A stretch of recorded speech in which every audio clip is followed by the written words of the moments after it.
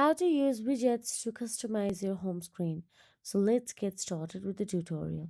First of all, unlock your iPhone and stay on the home screen. Then touch and hold anywhere on the screen until the app starts to jiggle.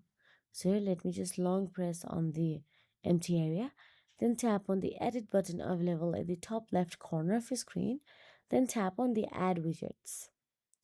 Once you tap on the add widgets, this opens the widget gallery.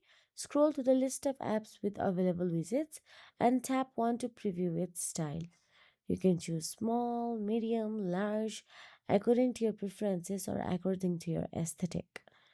So here let me just tap on the calendar and select your preferred size and tap add widget option available there.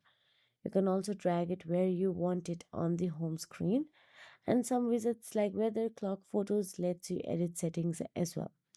When satisfied, tap on the done in the top right corner, and that will be. If you found this video helpful, please like, share and subscribe, and thank you so much for watching.